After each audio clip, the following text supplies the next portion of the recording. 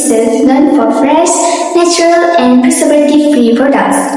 They operate 4 processing facilities and 7 farms across Malaysia and Australia, and they even export to Singapore and Australia with a new factory plant in the Philippines. The product range is impressive, from fresh and fair milk, yogurt, plant-based drinks to organic milk, raspberry milk, cookie cream, and milk powder. Future plans include butter, plant-based yogurt, chocolate malt drinks, and packaged ice cream. Farm Fresh has a strong distribution network with 58 stockists, 762 home dealers, and 971 agents, helping small rural entrepreneurs. Sustainability is key for Farm Fresh.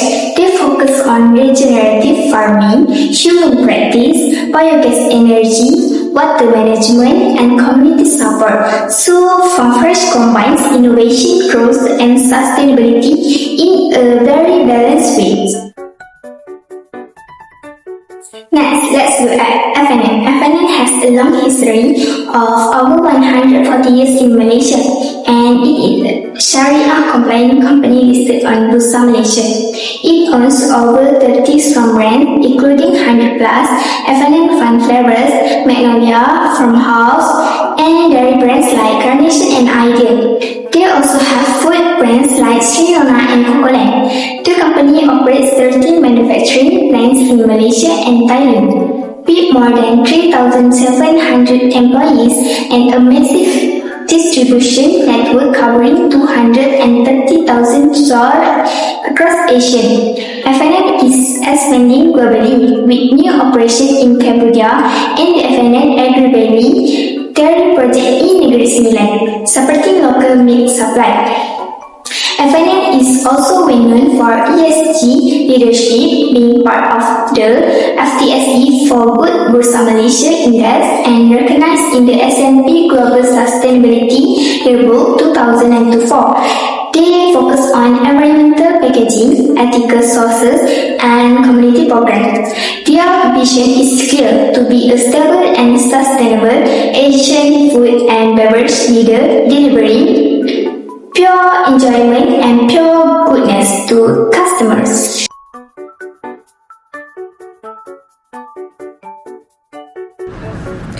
Now, we will move on to the ratio analysis part. I will represent the first category of ratios, which is the liquidity ratios. Liquidity ratios measure a company's ability to pay its short-term liability using their current asset.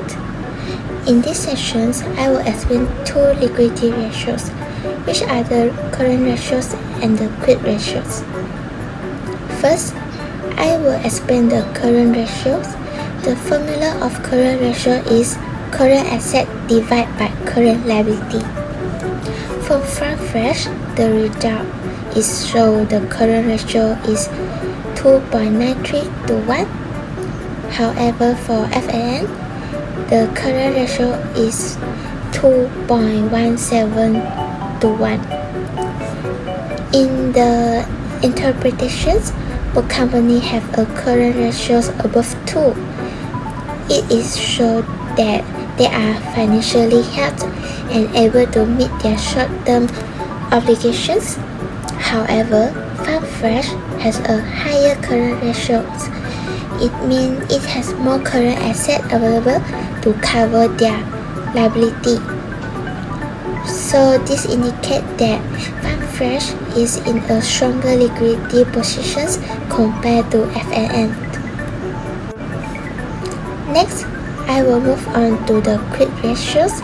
The quick ratios is a more conservative liquidity measures because it excludes inventory from current assets.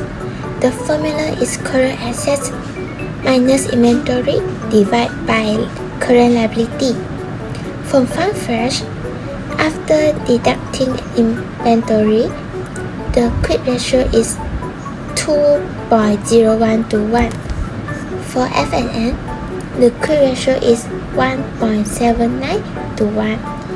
Based on the quick ratios, both companies are still able to pay their short-term liability without relying on their inventory sales. Once again, FarmFresh shows a higher quick ratios, which indicates better liquid assets such as cash and receivable. It means FarmFresh is more prepared to handle unexpected short-term financial obligations compared to F&N.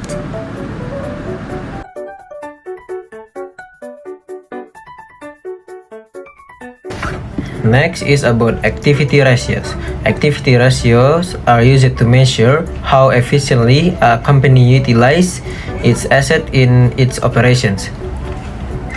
Activity ratio is divided into two divisions. First is total asset turnover. The function of total asset turnover is to measure how efficiently a company uses its total assets to generate sales. FarmFresh has a total asset turnover of 0.6919, while F&N total turnover assets is 0.1028. A higher total asset turnover indicates more efficiency, utilization, and operation. Therefore, FarmFresh company performs better in managing its assets to produce revenue compared with F&N, which uses its asset less effectively during the period. The second one is account receivable turnover. The function of account receivable turnover is to measure how efficiently a company collects receivable from its credit sales. FarmFresh recorded a higher account receivable turnover of 5.2649 times compared to Fraser and Neef 0.6951. This indicates that FarmFresh is better in credit management and cash collection efficiency, rather than F&N collect its receivable at slower rate during the period.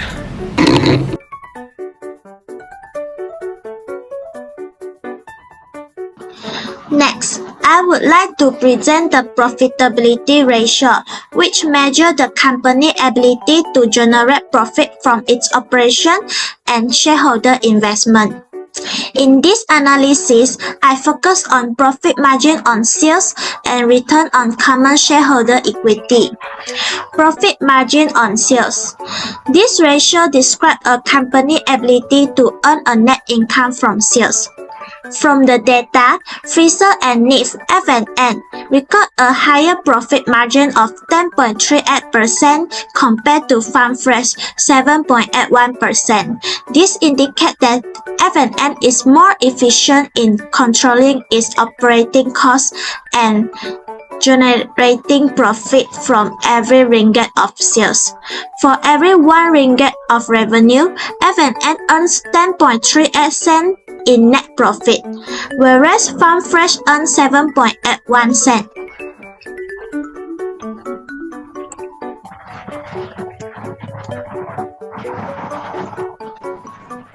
The next one is return on common shareholder equity. This measure indicates how well the company employed the owner investment to earn income. From the data, return on common shareholder equity of F&N company is 15.69%, significantly outperform FarmFresh 9.79%. This reflects F&N is superior ability to utilize shareholder capital to generate earnings. It suggests that F&N provide a better return for its investor relative to the equity invested in the company. Overall, Fraser and Neef F&N demonstrate stronger profitability performance and a better return to shareholder compared to FarmFresh.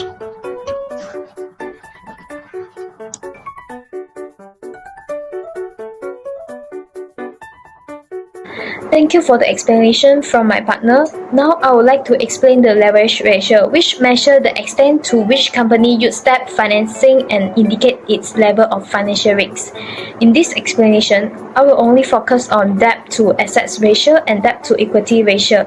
First is the debt to assets ratio. This ratio measures what portions of a company's assets are contributed by creditors.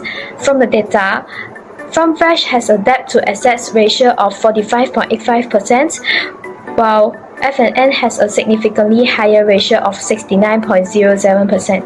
This indicates that F&N relies more heavily on debt financing to fund its assets when compared to FarmFresh.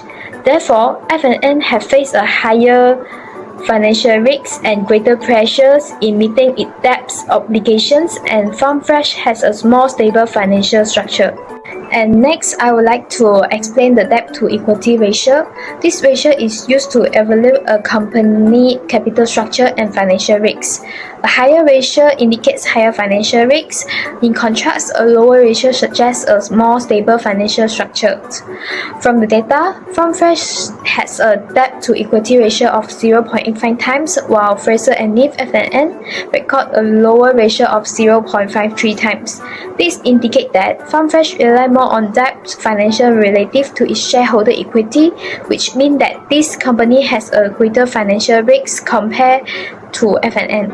For every 1 ringgit of equity, FarmFresh carries 0.85 cents of debt, which may increase pressure on its ability. In contrast, for every 1 ringgit, F&N carries 0.53 cents, has a more stable financial structure. In summary, F&N relies more heavily on debt to finance its asset, resulting in higher financial risks, while FarmFresh shows a more stable asset financing structure. However, FarmFresh's higher debt to equity ratio indicates greater reliance on debt relative to equity compared to F&N.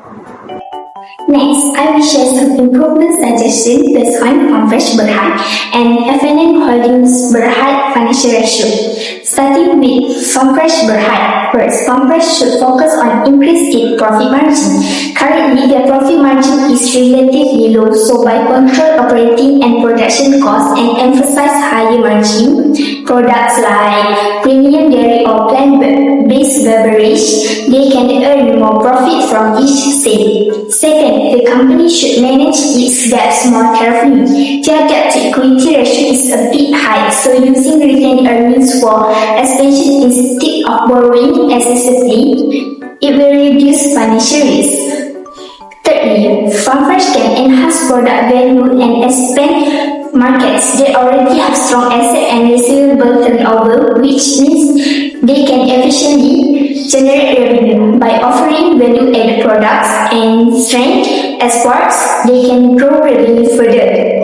Moving on to the Fraser and Neef F&N should start by improving asset utilization. Despite having a large asset base, their total asset turnover is low, which means assets are not being fully used to generate sales. Next, they should strengthen receivable collection by tightening credit policies and improving collection efficiency. They can enhance cash flow and increase receivable turnover.